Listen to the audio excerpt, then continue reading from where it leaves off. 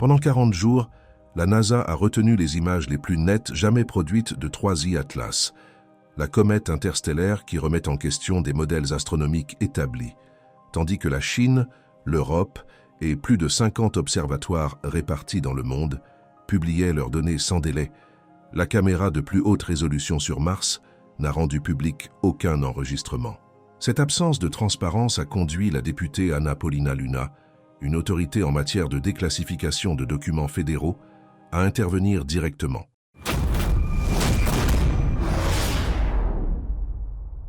Le 2 octobre 2025, la sonde Mars Reconnaissance Orbiter a capturé 3I Atlas à 18 millions de milles de Mars, obtenant des images dont la résolution était environ 3 fois supérieure à celle du télescope spatial Hubble. Les fichiers ont été traités, mais ont disparu dans la bureaucratie fédérale. Durant cette période de silence, l'objet a révélé une chimie sans précédent, un âge potentiellement antérieur au système solaire et une probabilité d'origine naturelle extrêmement faible, estimée par un astrophysicien de Harvard à une chance sur 100 millions. La justification officielle invoquait la fermeture temporaire du gouvernement des États-Unis, débutée un jour avant l'observation. Cependant, même après la reprise des activités, seules des images habituelles de Mars furent publiées, aucune concernant 3I Atlas. Face à cette incohérence, Luna, qui depuis 2023 dirige des initiatives formelles sur des phénomènes anormaux, a exercé son autorité pour exiger les données. Elle a consulté des spécialistes, envoyé des requêtes officielles, demandé 4 catégories de documents et transformé l'impasse en débat public. La NASA a réagi rapidement aux célébrités sur les réseaux sociaux, mais a ignoré à répétition les demandes scientifiques et parlementaires avant d'admettre vaguement qu'elle publierait les images lorsque le gouvernement rouvrirait, alors qu'il était déjà en fonctionnement. Les images sont cruciales car les données disponibles révèlent des comportements sans équivalent. Le 6 août 2025, le télescope spatial James Webb a enregistré un rapport dioxyde de carbone sur eau de 8:1, inversant totalement le modèle cométaire connu. La chevelure présentait une composition de 87% de dioxyde de carbone, 9% de monoxyde de carbone et seulement 4% d'eau. De plus, 3I Atlas a changé de couleur à 3 reprises.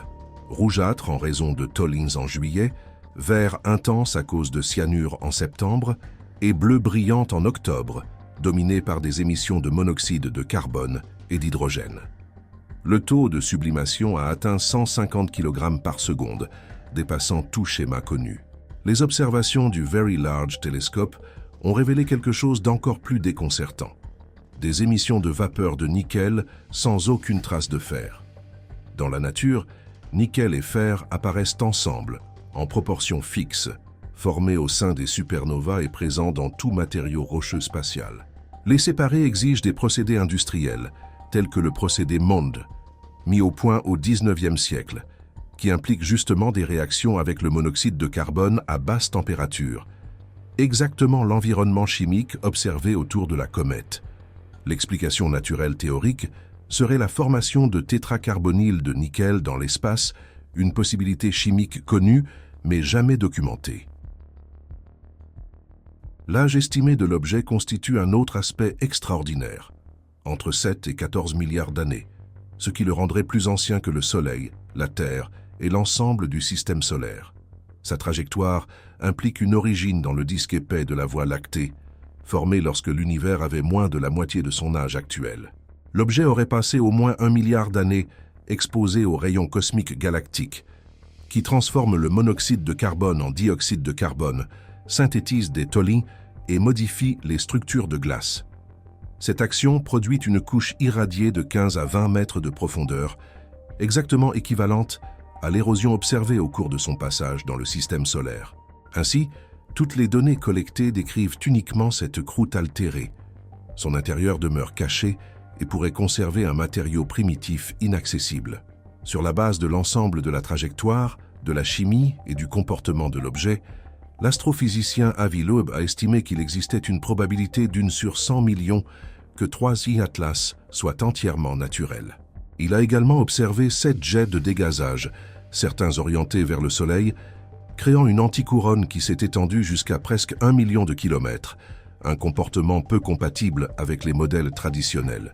Bien que de nombreux astronomes contestent ces interprétations, l'Aube défend une analyse probabiliste transparente et sans préjugés, soulignant que la quantité de données disponibles est incomparable à celle des objets précédents. Malgré cet immense ensemble d'informations fournies par les télescopes terrestres et spatiaux, il manque précisément la vision la plus détaillée. Les images capturées par la caméra iRISE, dont la perspective latérale, unique en raison de la position martienne, permettraient de déterminer la taille réelle, la géométrie du noyau, les schémas des jets et les structures de surface avec une précision supérieure à tout autre instrument. La Chine a publié ces images peu nettes en quelques semaines. L'Europe a partagé ces données immédiatement.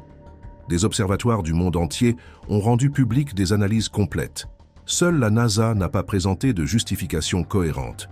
Ce délai n'alimente pas des théories sur la vie extraterrestre, mais met en évidence des défaillances administratives pouvant menacer de futures découvertes. L'observatoire Vera-Rubin, dont le début opérationnel est prévu entre 2025 et 2026, devrait identifier plusieurs objets interstellaires par an. Si des retards similaires se répétaient, la science serait confrontée à la perte d'occasions critiques, y compris de possibles interceptions par de futures sondes spatiales. Pendant ce temps, 3I Atlas poursuit son voyage. En novembre 2025, il se trouve dans la constellation de la Vierge, s'affaiblissant en luminosité à mesure qu'il s'éloigne. Il s'approchera de la Terre le 19 décembre, à environ 1,8 unité astronomique, et passera près de Jupiter en mars 2026 avant de quitter définitivement le système solaire. Ces données confirmées incluent la domination absolue du dioxyde de carbone, la présence de nickel sans fer, 7 jets, des changements successifs de couleur et un âge possiblement présolaire.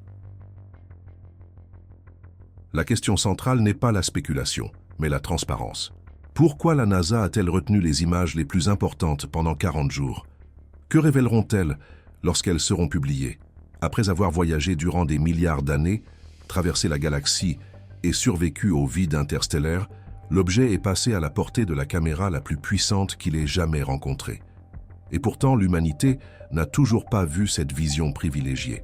3D Atlas est devenu un test décisif non seulement pour l'astrophysique moderne, mais pour l'intégrité institutionnelle. La manière dont ces données seront traitées définira la norme de transparence scientifique que l'humanité adoptera face aux découvertes cosmiques encore à venir. Merci d'avoir regardé. Pendant que vous êtes ici, n'oubliez pas de laisser un j'aime et de vous abonner à la chaîne. Cliquez sur l'une des vidéos recommandées à l'écran pour davantage d'informations incroyables. À très bientôt.